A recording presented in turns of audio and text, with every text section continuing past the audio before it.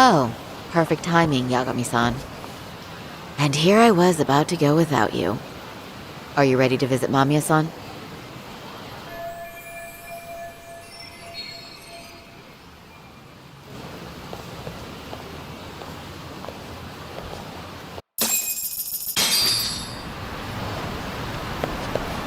Well, the best we can hope for is that she'll hear us out.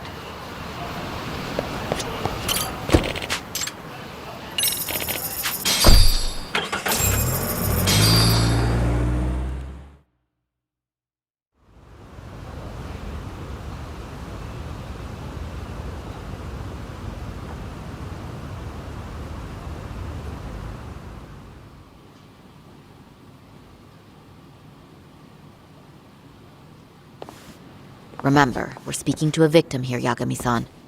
One whose assailant we defended in court.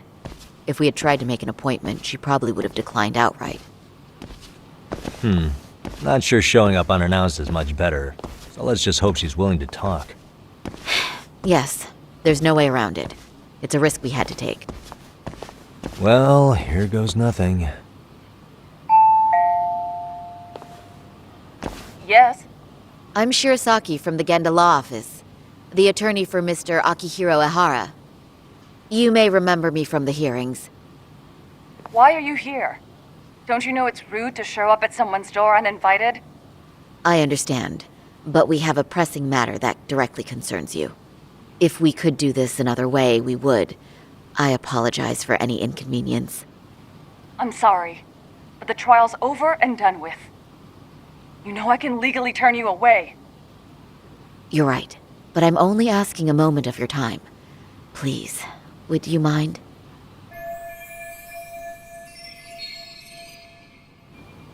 I don't have time for this. I'm going to have to ask you to leave. Wait, before you do that. Sorry to butt in. I'm Yagami, a detective helping Saori here out. And?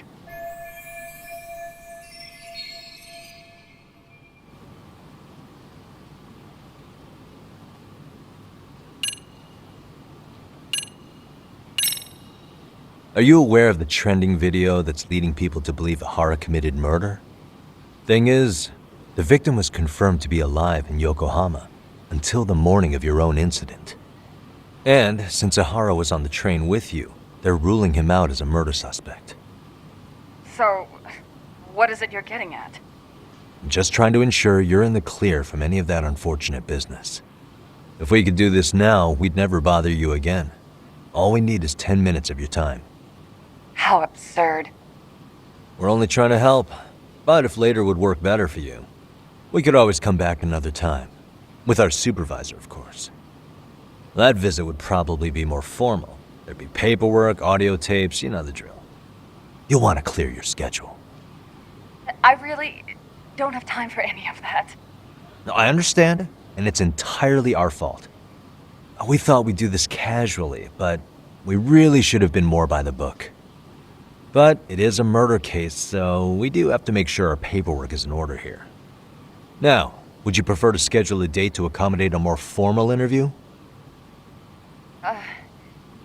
You said 10 minutes if we do it now, right?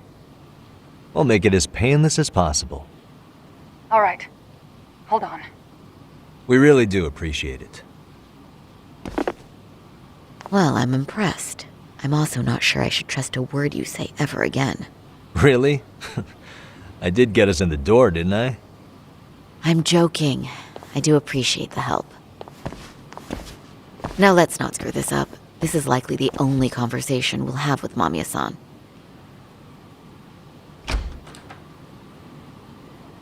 Hello. Hi there. Hi. Again, we apologize for the intrusion. Let's just get this over with already.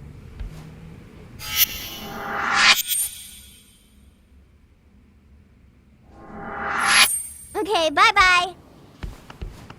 We'll make this quick.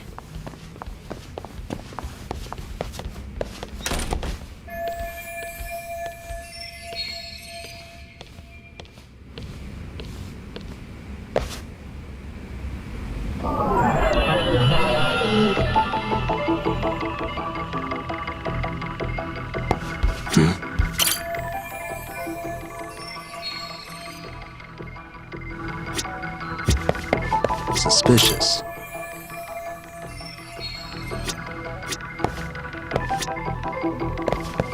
Uh-huh. What the?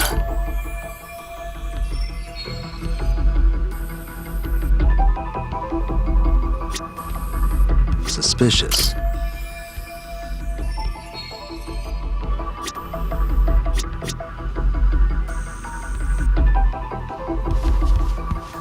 Hey. Hey.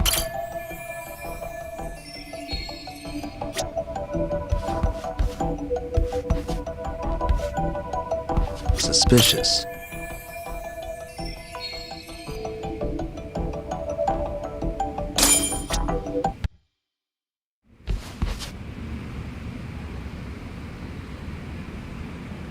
So, talk. I've already told the police and the court everything they could want to know about that morning. I'm sorry to put you through this again, but would you mind going over those details with us? What else is left to discuss?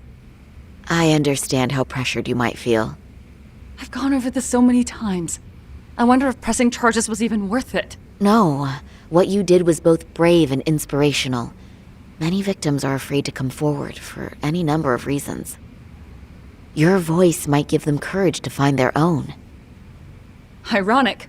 Hearing this from that predator's defense team. Well, perhaps. Would you mind walking us through that day from the beginning? It's nothing so mysterious. I was just on my way to work when some man grabbed my butt. That's all it was. Nothing else was out of the ordinary that day? Correct. Not to pry, but where is your husband today? Still at work? He usually doesn't get home until later. On that note, I have to feed my son, so let's get this wrapped up soon. We'll try our best to. Moving along. On that day, you and Ahara-san boarded the train bound for Ikebukuro, correct? Had you ever seen the man before then? No. At least not that I can recall. How many times must I go over this? Your lawyer friend here already knows everything I have to say. What do you gain by getting me to repeat things? That's the thing. Yagami-san here is a specialist. He can take whatever you repeat, analyze it, and draw up an entirely new conclusion. Right? Of course. That's exactly why I'm here.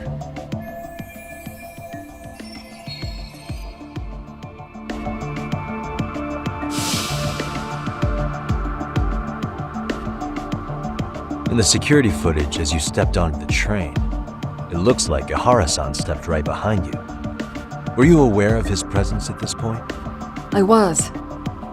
It felt like someone kept pushing up against me with no sense of personal boundaries. I remember second-guessing myself at the time, thinking it was normal for the train to be that packed. Then the train took off while you were stuck in that situation. Yes. And then I felt the back of his hand against me. It kept getting worse from there, to the point where he went under my skirt. And the pig had the nerve to write it off as an accidental brush on a crowded train. But that kind of touch wasn't accidental. He even grabbed at me. Truly awful. And I do sympathize. I've also had to turn in an abuser like that. Personally speaking, some men can't wait to debase themselves at the first opportunity. Why would you say that and look at me? I just stood there, frozen. I couldn't see who was touching me. I had no idea what to do. I wanted to scream. But what if he just played it off? So I decided I would bear it till the next station. Are you okay, Mommy? I'm fine, sweetie. We're just having a bit of grown-up talk. Are you hungry? Uh-huh. Then go read your book and wait over there for Mommy. We're almost done.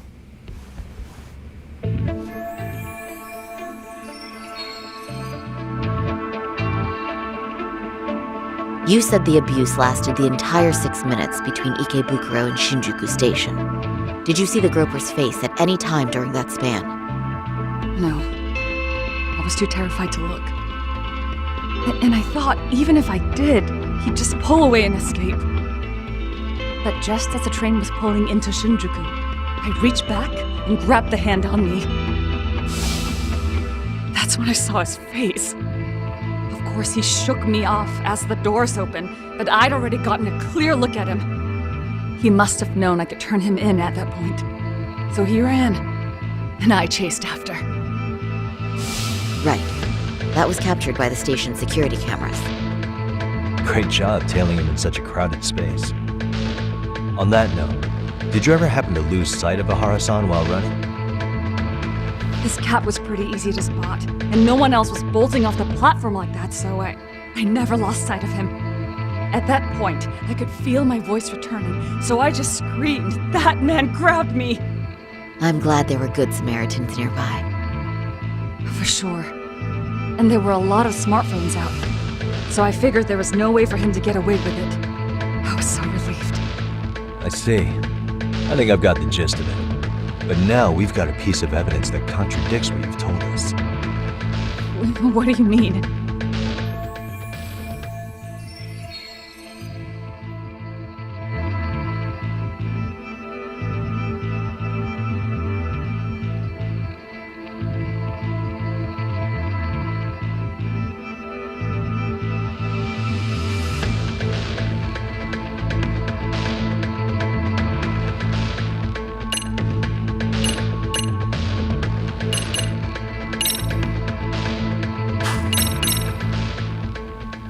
Well, on the same day, at 6:30 a.m. in Yokohama, a student teacher named Hiro Mikoshiba was sent off to work by his mother.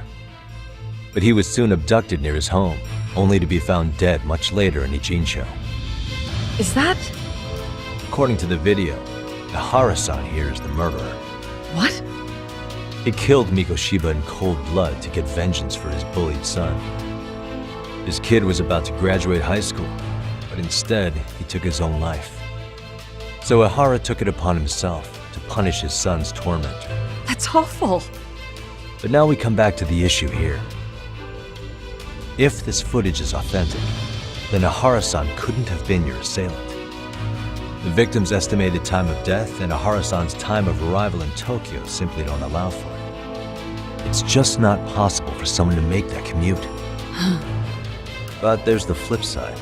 If Ahara-san was in fact your assailant, it would mean this murder footage is a fabrication. I don't know what you expect me to say after all this. Right? Now you know how we're feeling. That's why we came to see if you had any leads for us. So that's what this is about. After hearing your story, I have no doubt you endured a lot that day. Which would obviously mean that murder video was faked. Then, who shared that video? And why? Wish I knew. Based on the quality, something this convincing would need quite a budget. Whether it's CG on top of real murder footage, or just a rock-solid AI creation, no way it was cheap. So why go through all this effort to fake a murder? Who would benefit from it? But I have to say, I feel much closer to piecing this puzzle together with your help today. Thank you very much for your time. Yes, and rest assured, this will be the last time you see us. Our apologies for the unexpected visit. And for dredging up unpleasant memories. It's fine. So long as this is really the end of it all.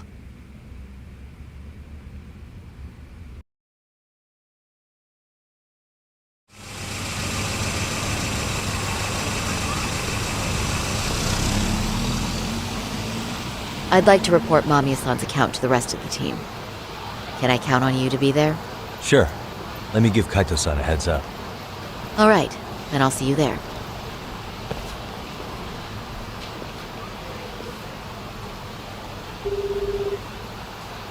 Yo, me. Hey, I just got back to Kamurocho. Everything good? Any news? All good here, man. What's with you? You worried our kid got to me or something? I mean, they did run their mouths about stabbing us in the back. But if you're good, I'm good. Anyway, I'm heading to Genda so Sari-san and I can go over what we learned from Mamiya. You're the boss. As for me, I'm calling it a day. You do that.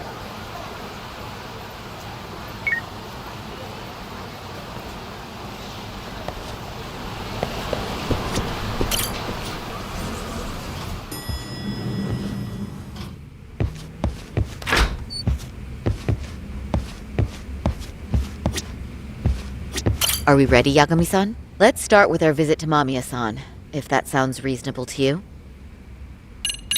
Yeah, let's start there. So, the victim's story is completely in line with her court testimony, huh? That's correct. There wasn't anything new to pick up. Unfortunately. In which case, should we look into the murder video instead? Like, figure out how they made it? Let's not get ahead of ourselves here. Whether that tape's fake or real, someone had to put it online, right? Do we have any theories on who that might be? Well, the footage showed enough of the surroundings to make the crime scene clear.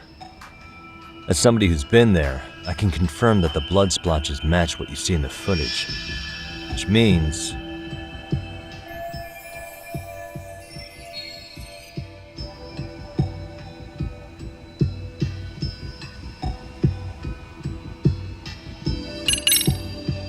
the murderer's accomplices have to be the ones who posted it for him. Yeah, I can't see it any other way. I also agree with Yagami-san. But in that case, what would their motive be? Maybe they wanted to make a mockery of the police, or even the whole system. Huh? We know Ihara got himself convicted for groping, so he'd have an alibi for Mikoshiba's killing. But then, his conspirators turned it around by uploading the murder video online. Almost as if to say, look how he got away with it. I see. Yeah, that does make it sound like he's taunting them. That's well and good, but I'd like to shift gears. Let's talk about the actual fabrication of the video. How does one go about that? Well, for example, the true culprit would be taped murdering Mikoshiba. Then Ihara's face would be copied and blended onto the killers. That's how they'd approach it in a Hollywood movie. But then, wouldn't you be able to see traces of it being faked? Tsukumo-san reported that he's found nothing of the sort in his analysis. We've been down this road before. If we take the stance that the footage is fabricated, we have absolutely nothing to work with. Then let's tackle this from the stance that the video's actually real. If that's the case, there has to be a flaw in the groping issue. I think we've collected enough evidence to find it too. Before meeting with Yui Mamiya, didn't you mention the possibility of Ihara using a stand-in? Perhaps the real Ihara murdered Mikoshiba in Ijincho, then swapped places with the imposter so he could be detained. But we couldn't find an opportunity for the swap to happen, remember? From the moment he set foot on the Ikebukuro platform, Ihara was constantly on camera. But wait, that's not entirely accurate, is it? Huh?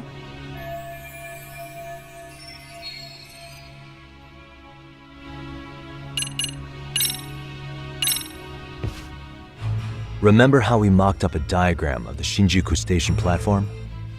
Yeah. Oh, wait! That's it! You could be onto something. There's a point where Ihara wasn't on camera at all. What is this point you speak of? Let's all go over the diagram so that everything will be clear. Here's what I want you to see. Hey.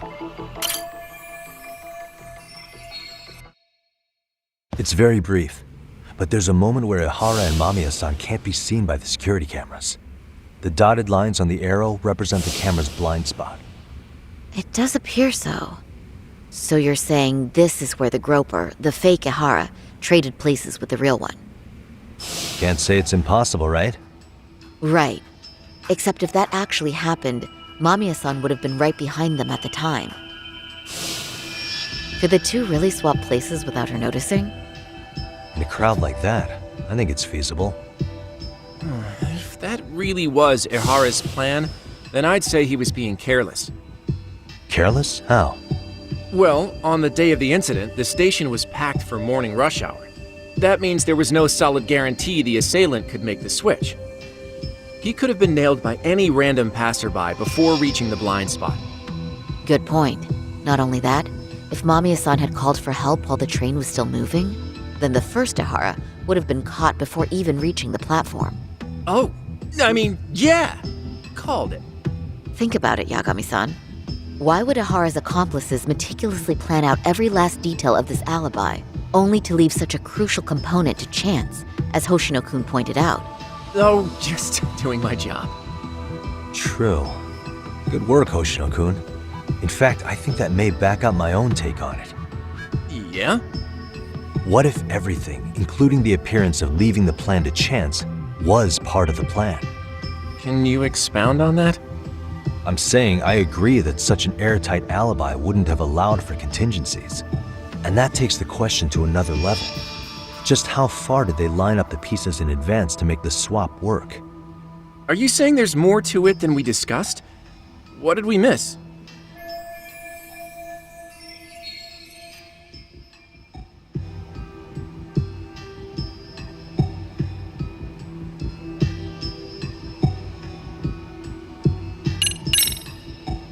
I know this won't go over well, but what if Mamiya was colluding with Ahara all along? Huh? Bear with me. Let's say Mamiya was in on this and knew about the imposter in advance. If that's the case, the swap could happen right in front of her and no one but the three of them would know. You're saying the victim of a groping conspired with her assailant beforehand? That's ridiculous.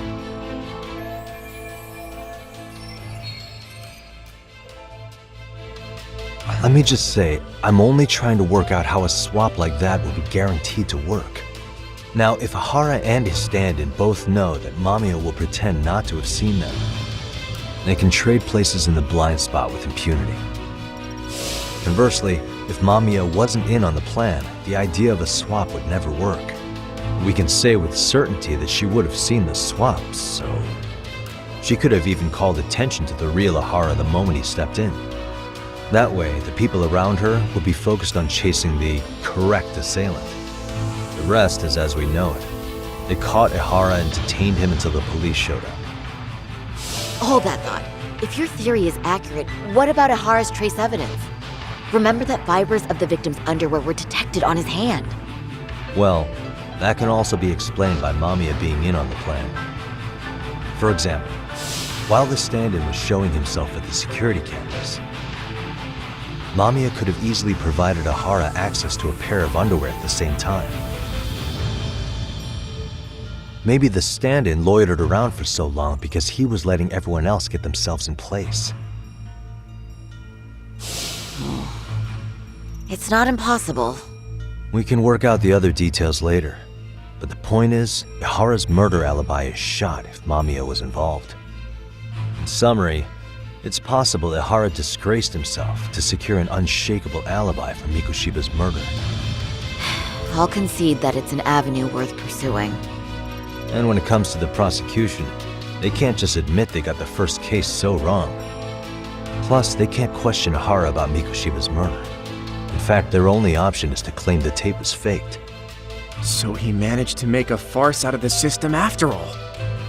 Well, his court case for his son's bullying did get more or less thrown out, didn't it?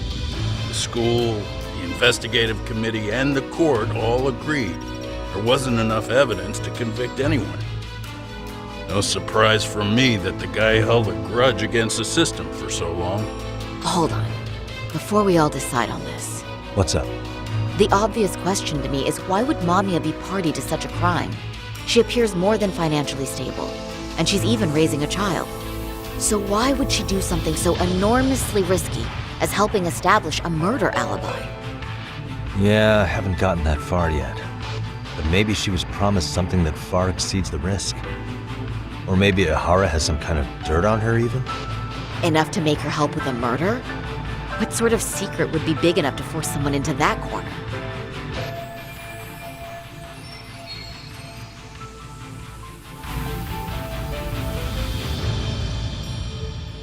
What info do we have on Mamiya anyway?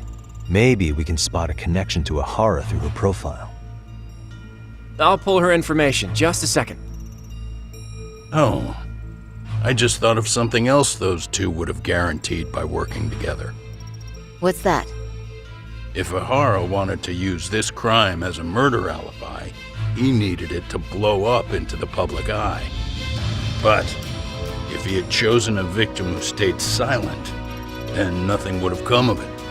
A solid plan would need to eliminate that variable, which means Mamiya being an accomplice was crucial to Ohara's success. That's true. Looks like Ohara pulled one over on the prosecution then. Had his accomplices right where he wanted them, even his victim. Once we learn how he's connected to Mamiya, we can root out the rest of his team. Let's see. According to her file, her maiden name is Yui Suzuki. 30 years old, so that's consistent. Originally from Ota, Tokyo. Attended a private high school called Kurakawa Academy. Later graduated from Toto University. Huh. Met her husband on the job, apparently. Her husband, Taichi Mamiya, is an industrial designer at Techno Zeta Inc. 6 years ago, she gave birth to their only son, Sotaku, who's now in first grade. Hold on. You said she went to Kurakawa Academy? I heard that name in Ijincho. If I recall correctly...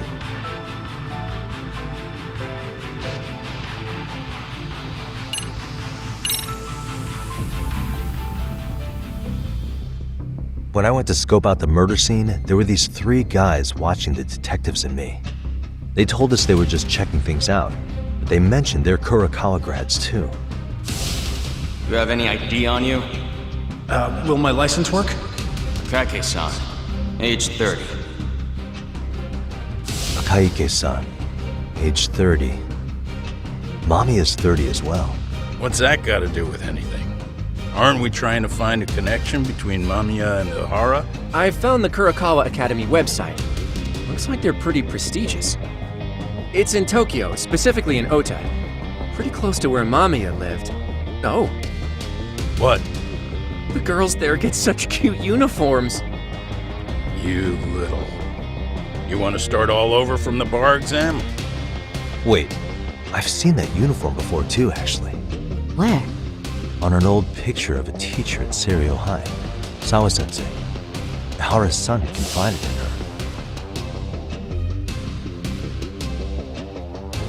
Is she actually a Kurakawa grad too? I don't know Sawa-sensei's exact age, but she could well be 30.